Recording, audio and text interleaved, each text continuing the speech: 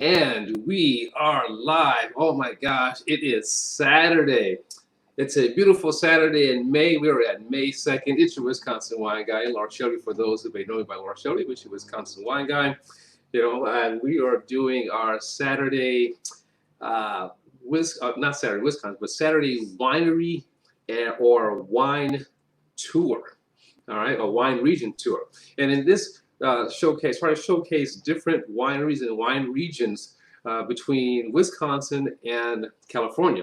Myself being from California, got to talk about California, but there's a lot happening here in Wisconsin. So this is our third show in the series. I got quite a few. These are different videos that I find in my, or I should say I found in my archives of different videos or DVDs or things that I come across online that I saved in my archive to be able to share this with you.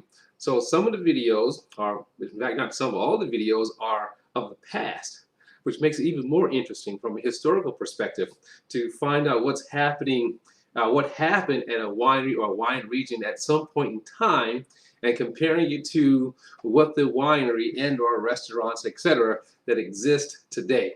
So today's show, we're going to be visiting a local winery in Wisconsin, and that winery is called the Blind Horse Restaurant and Winery.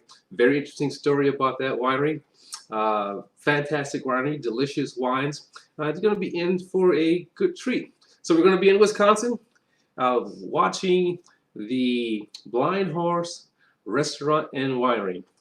And in 3, 2, 1, get your wine glasses ready and enjoy the show. Bye.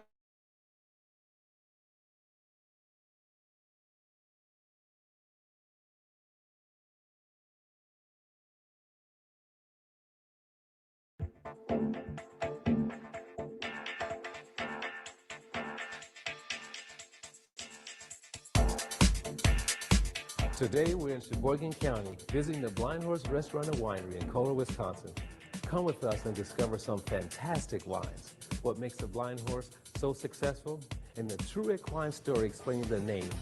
I'm Larschelby, your Wisconsin wine guy, and you're watching Wisconsin Wine Talk.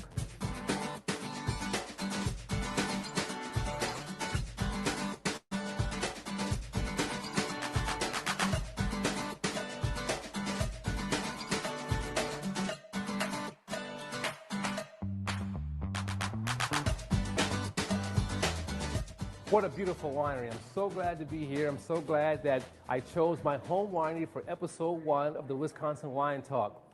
I'm going to introduce you to one of the key players here at the Blind Horse Winery and Restaurant. Thomas Nye. Schel, how are you? Man, how you doing, man? Doing great, doing great. Let me say this on behalf of myself and the crew. Thank you very much for having us here and giving us an inside scoop or inside look at your lovely winery here. Well, we appreciate you being here. You're actually one of the first people I met when I came to the state to help launch this venture. So wow. Yeah, this is a full circle here. So it's great to see you. Thank you. So I did a little research, Tom. For those who don't know, all right, about myself, I'm originally from California, so I'm a California boy, so I'm still adjusting to this winter climate here. After 21 years, I'm still adjusting. But I did some research and discovered that, we have a little connection here. Yeah, I got some thin blood as well. I'm from California as well, and I'm glad to hear that eventually I may adjust. That's good. You may adjust. So let's get a shot at this right now. Take a look. This is California, Wisconsin. There you go. All right. So Tom, tell us about you and who you are and what you do here at the Blind Horse Winery. Sure. So I'm the general manager of the Blind Horse Restaurant and Winery, but the best part of my job is I'm the winemaker as well. That is what my background is. My wife and I had a winery in New Jersey where I spent a number of years as well. We started a winery out there and we sold that to come out here to Wisconsin and help the Mollers launch their property here. What does the Blind Horse offer for visitors to the area? So, it is a really unique business. Okay. We are essentially running 3 separate businesses here on the property, okay? So, yeah, 3, because 1 wasn't enough. Right. This is number 1. This is number 1, our beautiful restaurant, which is up front. And to me, the opportunity to bring food and wine together was an absolute, well, that was what drew me to this project. The second piece is, of course, number two, is of course our winery, which is a commercial winery where we're producing wine and selling wine. And business number three is our live entertainment piece.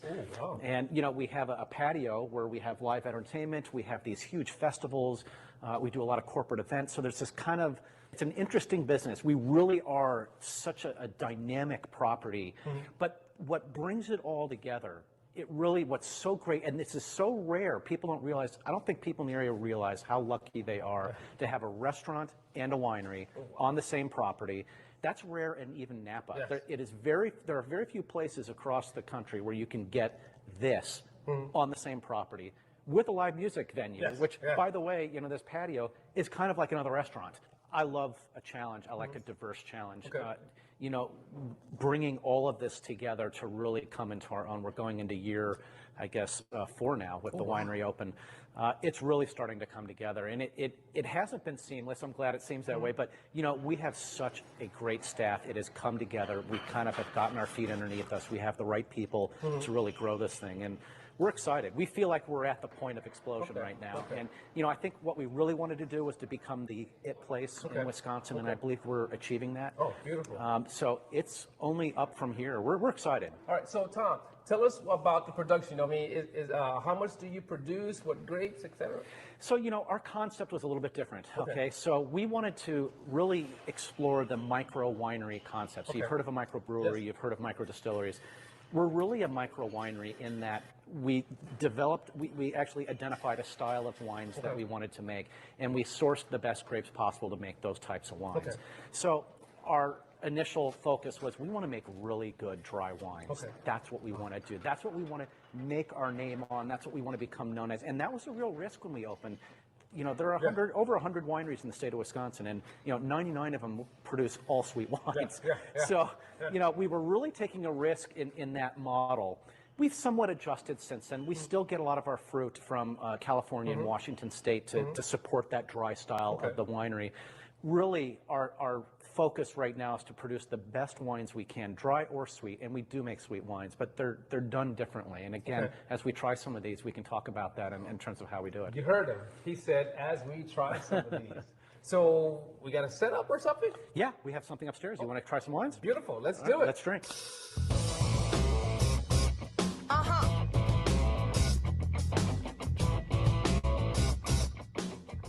Let's get an understanding of Tom, the winemaker, and these wines. So this is all you, Tom. Take us through it. Great. So my philosophy on winemaking is pretty simple, actually. It's natural winemaking, okay? So we don't over-manipulate the wines. And when I say that, a lot of the industry today is so over-manipulated. I agree with that. My philosophy is to alter the wines by blending or the aging process. So it's a minimalistic approach, but it stars the fruit. So it really is evident, I think, when you taste it. And I'll kind of step you through each one and tell you what my thoughts were as we aged and made all of these wines. So the first wine is, we call this our Pinot Gris. And oh, wait a minute, Tom. I'm a little inexperienced. You have to walk me through this process. The swirling process. So the reason why we do this is to oxygenate the wine, and oxygen will bring out the fruit flavors of the wine. So oxygen, when you're aging wine, is the enemy, but when you're drinking it, is your best friend. So a lot of tangerine on the nose, a little apple, pineapple. This is a Pinot Gris that is slightly sweetened. So, we do make sweet wines here, but I think what you'll taste from this is my style of sweetness, which is it's delicately done. It's not sweet to be sweet. It's sweet to enhance it. And this level of sweetness, which is maybe 1%, maybe 1.2% residual sugar, very little, but boy, this wine is so full. It's sort of what I like to call is just enough of that sweetness to accentuate the fruity qualities of the wine, up front. I like that. But what I like most about it is you don't take away the acidity, the brightness, the freshness, which is fantastic here in this wine. So what's next on the list here? So this next wine, this one's, again, this is what makes us unique. When I describe being like a micro distillery, like a micro winery, What makes us unique is I can do anything I want. That's what's beautiful, right? Yeah. So this is a blend of Walla Walla Sauvignon Blanc Okay. and Suisun Valley Sauvignon Blanc. Oh, wow. So every year I make both. And alone, if I made those, they're good, but each one is lacking something. Okay. When we blend this together, and every year it's a little bit different. This one happens to be a 50-50 blend. Okay. It is amazing. And this 2 years in a row, we've produced this in this style with this blend. I tell you, it is absolutely beautiful. So it's part Washington State and part California.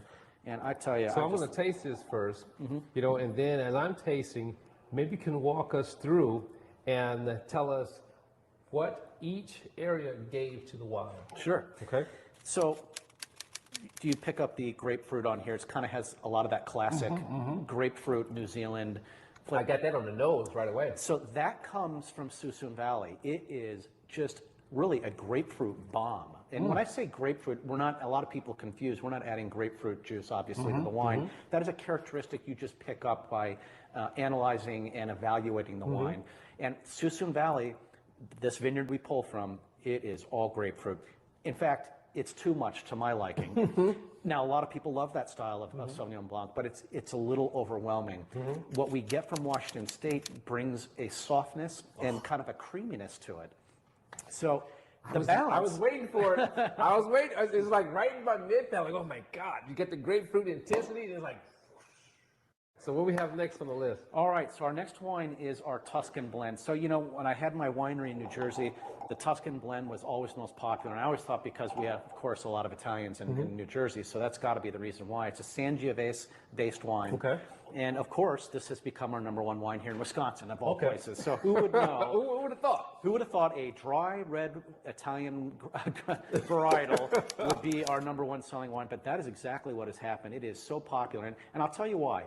Because Sangiovese is such a versatile grape. You can drink it any time with any food. It is a great starter wine, but yet it's got enough to it that'll hold up to any meal that you do. It is a versatile wine. It's great entry level for people that are just starting to get into reds, but yet if you love reds and you like a little body in your wine, it's got enough to hold you. Wow. It's a neat wine. I think that's why in both New Jersey and in Wisconsin, surprisingly, it is our #1 seller. So let me interpret. For those who are watching, remember the old Italian wine with the little basket on the bottom of the bottle? Let's rank that up a few levels, okay? So Sangiovese, you know, here we have a wine, you know, not really entry level, but amped up to be more eloquent, more robust. Now, you mentioned the Tuscan blend. Most of us may not even know what a Tuscan blend is. So what do you mean by Tuscan blend? So we define it. So Tuscan blend is kind of our own thing. Okay. And for us, it means that the majority, and we change the blend every year, but the majority of it will be Sangiovese. There'll always be a little Cabernet, Merlot, Petit Syrah, and some years a little Cab Franc, some years Syrah. So every year is different. It's never the same every year, but it's the same formula we start with. And then as we taste it and we make blends into it, like tonight, the blending party we're doing for our new Tuscan blend, it always starts with the same blend every year when we crush the grapes. But it's always changed as it ages. Again, not to try to make the same exact wine as last year, to make the best wine we can that year. Okay, what do we have next? So this next one is really interesting. So we wanted to make a new blend, and so we were experimenting with some Zinfandel and Petit Syrah blends. We call this our Black Gypsy. Now, when I first bottled this, you know, we went through, gosh, we must have gone through 15, 20 trials before we finally came to the final blend. By the time it got to the bottle, it wasn't quite right yet, but people loved it. So I just didn't say anything. But it wasn't right yet, you know? It just turned about a month ago, and so the alcohol's pretty high in the Zinfandel. So it almost tasted sweet on the back end. This is a completely dry wine. So it was a little sweet on the back end. So that's what I was worried about when we first bottled it. Well, what happened is that Zinfandel finally mellowed. Okay. So the sweetness went away, and it completely made this a smooth, beautiful wine. It is really nice. I'm so proud of where this wine ended up, given some of the concerns. It is a high alcohol wine. You're getting a lot of that out of California these days. There's nothing I can do about it. So you're telling me one bottle, I'm good? One bottle and you're good. Now, here's a little insight. Now, I like what you said about it just wasn't right yet, but you wanted to push to the limits, you wanted to give it some time. He's talking like a chef. Being a retired chef, I'm like, oh my God. I'm like, would it be wrong to say I'm in love with this guy? You know, but That's what I'm talking about. You know, a winemaker has so much passion. It was delicious, my friend. Thank you very much. Oh my God! Hey, Chef, Sandy. how you doing? Oh, I'm great. I just finished having this wonderful wine tasting with Tom. He took me through all the wines. It was great. It was fantastic. You know, so wait a minute. Let's back this up. Yeah. This is Sandy. Sandy, why don't Hello. you tell the people who you are and what you do here? Sure. My name is Sandy Lesky. I'm the marketing director for the property and chief fun officer. So your fun is not done. Oh. I'm going to steal you away from Tom, and I'm going to take you on a tour of this beautiful property and give you the whole blind horse experience and probably give you some more wine along the way. Just a little bit. Just a little bit. You ready? I'm ready. All So, right. follow us while she takes us on a tour. I'm looking forward to this. Let's go. All right.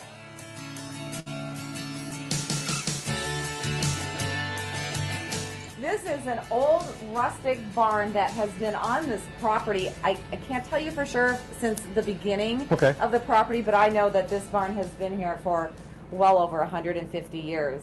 Smaller groups, 25 to 30, can come in here and have their own private building and have, you know, restaurant service, bar service in here. I was kind of alluding to this earlier. Tom kept saying to me that, you know, you hear about that later, So tell me about the blind horse, the name, and what is it about this story about a horse? As our owners were digging through the history of this property, they discovered that, oh my gosh, there was this blind horse that was, you know, the family favorite of the family in the 1800s. And that horse's name was Birdie. You see around this property, we do our best to keep a lot of the history alive today, and we managed to do that also through the name as a dedication to the past, the beautiful past and history, and we continue that through in the naming of our wines. The one and only sweet red wine that we have, that we will ever have, is named Birdie's. And then we later added a Birdie's White. That was our first wine that we blended some Wisconsin grapes into. So we have a Birdie's Red and a Birdie's White, and if you look closely at our labels, you'll notice that there's Braille on each one of our labels on our wine bottles too. We are in our beautiful restaurant. It's a cozy little bar where we... I like that. Cozy. It is so cozy, so casual, so laid back. Do you guys make any cocktails with your wine? We do now. Ooh. Now that we have our ice wine, as most people know, ice wine is it's a sweeter, a little bit thicker wine, right? It's more of a dessert wine that you would sip, but it is also a great wine to make martinis out of. So yes, now that we have our ice wine, we do have ice wine martinis in here, and our fabulous mixologists have come up with amazing recipes. So we have a bourbon one, we have a gin one, and we have a vodka one. Our total seating in this restaurant is about 70 people. We do have a downstairs area too. In the summer, we have a trellis area attached to the outside of this house that folks can, you know, sit in the trellis in the summer and listen to the creek or live music we might have going on our larger patio that night. So a lot of opportunity for people to eat, drink, and live. We're still in the restaurant right now, but we're in the lower level of the restaurant. You had asked me earlier when we were in the granary about, you know, event space, and the granary isn't the only answer we have to people that want to gather and celebrate. We have this space here in the restaurant. We are currently in what we call the cellar room, a beautiful private room here in our restaurant, surrounded by a variety of different, you know, wine bottles on a, you know, an old barn wooden table here. You know, this is a great room for groups 6 to 10 people. It's a different side to the restaurant where you mentioned upstairs earlier that, oh, it's kind of airy and light up here. It's a little bit darker and more rustic down here. Yeah. I like this. It's very, again, cozy is the word I use upstairs, but here is a little bit more romantic. If you had to choose for our viewers 2 annual events that they must attend, what would they be? One of our food truck festivals and our harvest festival, because they're both so unique. This property absolutely transforms once Ooh. May comes around. So you have the food truck festival, and there's once or twice a year? Twice, in May and July. May and July, and then there's the harvest festival that takes place In September. in September. Great. I have to make sure I'm here. Who knows? Wisconsin Wine Guy maybe shoot some footage. We never know. That would be, I'd love to see a stomp in the grape shell. I'll I'll reserve a spot for you. And I'll even put a little white t-shirt out that says eat, drink, stomp. And you can step out of your grape tub and put your little grapey footprints right on the back of that shirt. It's a date. It's a date. Sounds good.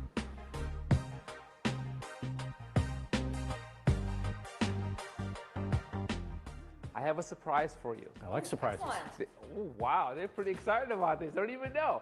Here's something you did not know. I like to do what's called a wine and food pairing challenge. In fact, to be more specific, I would like for you to select one white, one red wine to be paired with a Wisconsin cheese. I have the cheese and I have the cheese. So we are going to be pairing the Hennings, Wisconsin cheese located in Kill, Wisconsin. And this is their sun-dried tomato and basil cheese. So here we go. So you get a chance to taste the cheese, all of us, and then you select the wines that you think will go best with this cheese. Great. There you go. All right. Then you can set your Tom, pieces don't in. eat all the cheese. Okay. So you do have to smell it as well, because that's part of the experience. You can pick up a little bit of the sun-dried tomato. For our white wine, why don't we try, I'd say the Pinot Gris. I think the Pinot Gris is a good idea. I think because there's a slight sweetness to the Pinot Gris. It'll kind of go in with the creaminess of the cheese. I think it'll bring it all together. So let's try that as our white match. Bite of the cheese. A bit of wine. It's really nice is the finish on this. Really, it comes together, this creaminess factor comes together at the end and really just makes them both better. They're both great on their own, but at the end, that's what you want with a food and wine pairing. You're either looking to contrast the flavors to bring them together or to complement them. This is a complement. I think this is a good wine, a good pairing. Yeah, I think this works. I think we have a winner. I think it's a great match. Beautiful. Salud. Thank you. All right. Wine number 2, the red. Okay, so Sandy, what I was thinking on this one is this has a lot of classic Italian flavors in the cheese with the tomato and the basil. I think we ought to try our classic Tuscan blend with this. That seems to make sense. The Tuscan is a Sangiovese blend. In this particular case, we have Sangiovese, Merlot, Cabernet, and a little Petit Syrah. This didn't have the creaminess come together like it did with the last wine, but what's great about this is all the different flavors that happen through this. You can really, all the way from the beginning, all the way through mid-palate to the end, really go through all these different layers till you get to the end. This is really nice. It was like, okay, wow, this is a good wine, a lot of flavor, a lot of complexities going on here. But as soon as I had it with the cheese, it was like, woof. So, and again, you start playing on the tomatoes, start playing on the basil, we go with the whole Italian thing. In fact, I was thinking myself, okay, this is an easy one. Just go Italian. But because of the blends that exist in this particular wine here, I thought it did great.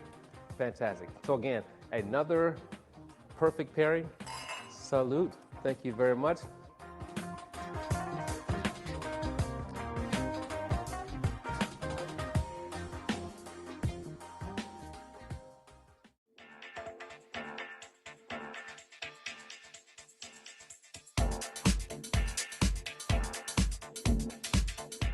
Wow, what a beautiful, lovely day it was for me here at the Blind Horse Winery. I had a fantastic tour, a tour that I definitely recommend that you come and take yourself. I want to thank Tom and Sandy for being such gracious hosts and the entire Blind Horse staff for their hospitality. I felt as though I went through a 3-course meal. I had my appetizer of wines, which was delicious to begin the day off with. Then I had my main course. That was that wine tasting that Tom took me through with the 3 different wines or 4 different wines. That was my entree, the main course. And now I'm going to finish my day with a delicious dessert wine. I'm going to be drinking on the 2016 ice wine made here at the Blind Horse Winery. And it's made from a grape grown here in Wisconsin called St. Pepin. So let's see if I can remember the steps that Tom took me through. First is going to be the swirl, then the smell, and now for the taste.